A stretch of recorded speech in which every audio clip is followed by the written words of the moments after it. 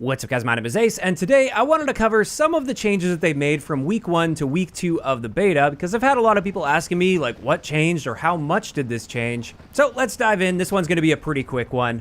The very first thing, and probably the biggest change that they made from week 1 to week 2 of this beta, is the opacity of the smoke when firing your gun. This is one of the big complaints from the first weekend of the beta, and it was really bad. So let's have a look at a before and after in a controlled setting where the lighting and everything is completely identical between both tests. First up, this is what it looked like last weekend firing the AK-74U, and as you can see, there's a good amount of smoke there every time the gun goes off. And now let's have a look at it post-patch. And I don't know if you guys can tell, but to me, this was an immediate change. I definitely noticed a difference here. And just as a direct side-by-side comparison here, this is what it looked like when I selected the frame where the visibility was at its absolute worst in both the pre-patch as well as the post-patch test. And this is definitely a noticeable improvement. Now, is it enough? Maybe, maybe not. I've definitely noticed it's a bit easier to see targets, but I've also still noticed some gunfights where I am losing my target in that muzzle smoke when I just don't recall experiencing that much in older Call of Duty games. Now, part of that might also be due to the fact that enemies don't have red name tags above their head anymore. But in either case, that's the visibility change, and like I said, that's probably the most noticeable change that they've made here. The next change that we were expecting for the second weekend of the beta is a change to the perk charge-up time.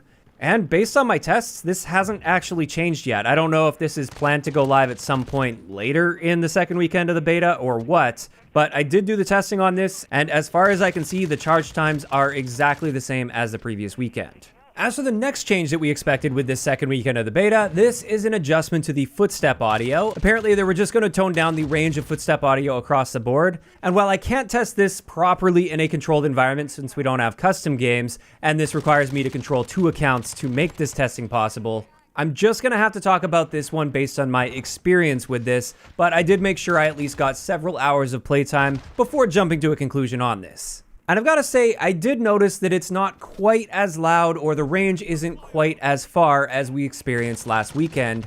But having said that, I don't think this was nearly enough of a change, considering the fact that we don't have dead silence as a perk in this game. I still think you can hear players through walls, even thick concrete walls, way too easily, and I do feel this is pretty significantly harming the pacing and the flow of matches. There are so many moves that I want to make in the game that simply aren't viable because I know that the enemy will just hear me coming, pre-aim, and pre-fire me and get the kill on me. Now, once I get my Dead Silence field upgrade charged up, I finally feel free. I feel like I can play the way I want to play, I can make nice flank maneuvers, and I just feel like the game is so great for those short periods of time where I've got Dead Silence active. But for every other time out there, I find myself constantly having to hold myself back from making the moves that I want to make.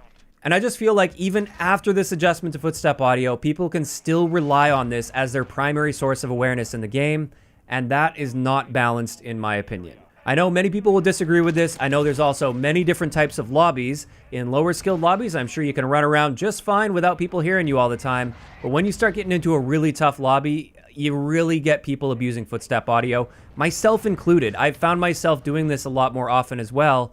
And it feels cheesy. It's not the way I want the game to be played, but it's the way that the game is strongly encouraging you to play. And I personally feel like this is one of the big reasons that the playstyles aren't balanced properly in the game's current state, like Infinity Ward wanted with this game.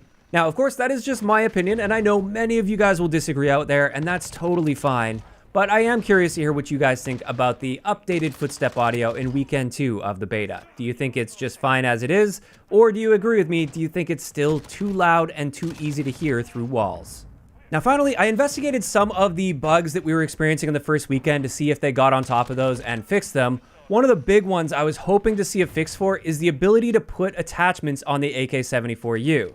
Now, at the beginning of the first weekend of the beta, there was a workaround for this, and you could put attachments on mid-game, but that was the only place you could do it.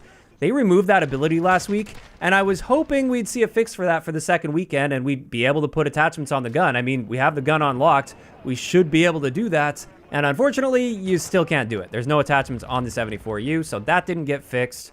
Also, I heard some people say that they fixed the weapon field of view, so how big your weapon will appear on your screen, and this interacts with your field of view setting as well. In the first weekend, this made no difference whatsoever whether you were aiming down sight or not. I tested this again in the second weekend, and no change, at least on PS5. Perhaps on PC or something this is working properly, but on my PS5, this setting still does literally nothing. Outside of that, there's nothing else that I really noticed that changed from weekend 1 to weekend 2, aside from the fact that Museum is now back in rotation, and that's about it. And with that, I do want to hear from you guys in those comments down below. What do you think about these limited changes that they've made between the first and second weekend of the beta? Do you think these are steps in the right direction? Were you hoping or expecting to see more out of them?